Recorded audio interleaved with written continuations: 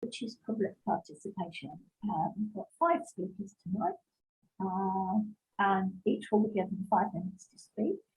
Katie will raise a finger to the camera when the speaker has 1 minute left, and make a tick at when the 5 minutes is up.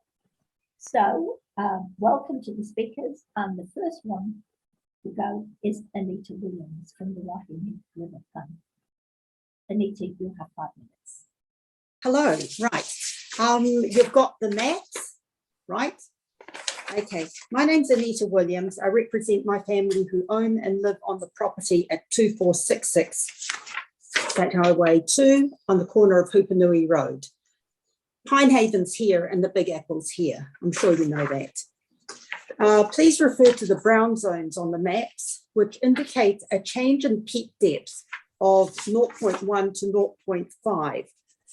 These GWRC maps show that the North Street stop banks will raise the water levels of up to ½ a metre, flooding over half our property, including our house and outbuildings, which are all in the brown zone.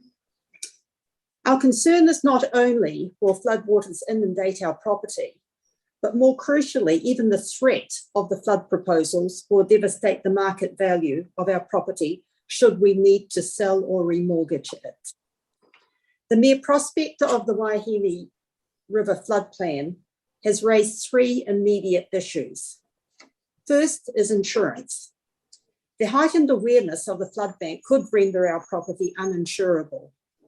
This in turn would severely limit our ability to remortgage our property. Secondly, the market value and saleability of our property. Our 200 metre square house is in the peak depth zone, the brown zone, and would be inundated by a moderate flood event. However, real estate agents say that even the prospect of this proposed flood plan has rendered our property almost unsaleable. Third issue is liability. What is GWRC's and SWDC's liability to protect our home if the property is damaged or flooded because of the GWRC's Waihi River flood plan? Most our neighbours seem more aware of this flood risk to their properties than us, but seem less concerned because their houses were built in the last 10 to 20 years to the higher 1.8 metre floor level covenants. Our house was built in the 1970s. In summary, we believe that the regional council has not adequately consulted with us about the river plan, the flood plan, nor has either of the councils responded to us about our concerns when clearly we will be severely affected by the flood plan. We wanted on record our request for consultation without further delay regarding the issues I've mentioned. Finally, and most importantly, we do realise the flood plan is important to Greytown, and we certainly do not want to be the thorn in the side of progress to help save Greytown properties. We know that. We don't want to be the little old lady holding up the motorway, right? However, the current flood plan proposal effectively makes us a sacrificial lamb because we stand to lose our life assets to subsidise the value of all Greytown properties. Please consult with us. Any questions? That's about 3 minutes, I think. Thank you, Anita. Rebecca. Yeah. Thanks, Anita. Did you submit on the draft plan to Greater Wellington? Yes, I did. Have you asked to be heard at their hearings as well? Yes, I have. I've got an appointment next Monday. Sorry about this, but this was sort of the practice run. That's okay. You know, if I had 5 minutes and I could actually get to the end of it without fumbling everything, because this is quite intimidating, I could do it next week in person. At the moment, it's in person, but you never know. I mean, you know, is there COVID in Greytown at the moment? We don't know. I'm not quite sure. I think that I may be better in person than Zoom because I'm not used to this. I retired about a year ago before all of this Zoomy stuff happened at work. Okay. So yes, basically it's the same thing. It's a very short message. All I'm asking is that we have some consultation, and we do not want to hold it up. Okay, we really don't want to. But I think that, just as a matter of interest, the person who lives here, he's also very concerned, but he's an elderly gentleman, Mr. Deaconin, and he's basically in the same place as us. He's got an older home in the flood zone. I went and had a talk with the other neighbours, but especially this one here, he said he wasn't concerned because when he built his house, they made him his floor level 1.8 metres above the highest point in the ground. So, you know, even if the property floods, it's not going to inundate his house. Yeah, higher properties than yours. I think it's really important that you've made a submission and that you're going to present that. Yes. The community board have also made a submission to the plan, and we've been asking for some additional detail, and Anne or Shelley might like to talk more to this as well, but we've been asking for some more detail from the regional council and some assurances around how there will be additional protections for Greytown. But your point is a very personal one, and I think it's really important that it's heard. And thank you very much for taking the time to present to us. That's great. Thank you very much. Thank you. Oh, Alistair. Anita, don't worry about the technology. You're doing really well. So, oh, is she gone? Just as I said that. I think yeah. Anita, are you still there? No, I think she's gone. Yes. Oh, there she comes. Yeah, I'll listen to you. I'll just go offline. But yeah, look, I wanted to know that the group that have been doing the floodplain have been together for a few years now, 2-3 years. Did they speak to you at all right during the process?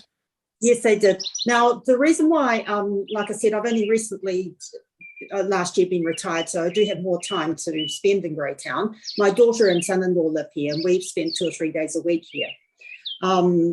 So WAG, I'll call them WAG. The first I saw them after the Westport floods, they were at Fresh Choice supermarket with their big signs. Now, I stood there. I sort of had some idea there was a flood issue, but this is the first time I saw the WAG plans.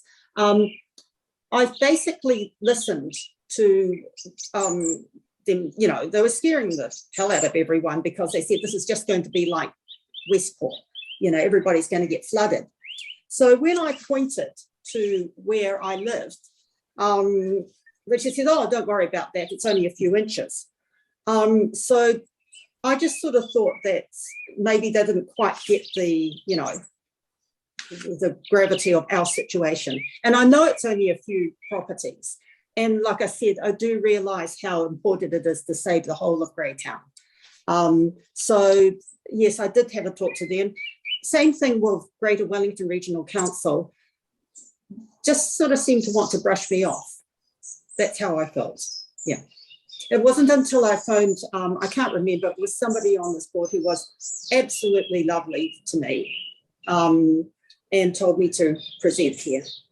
And that was the first time anybody actually listened to me. Okay. Thank you very much, Anita. Thank you. And wish you good luck with your presentation. You did very well tonight. Thank you very much. Yes. Yes, hello, Anita. Yes, you did do very well. We all feel intimidated by this stuff the first time, so don't worry, you're doing great. Great, thank you very much. Yeah. It's good to know that you have put in a written submission.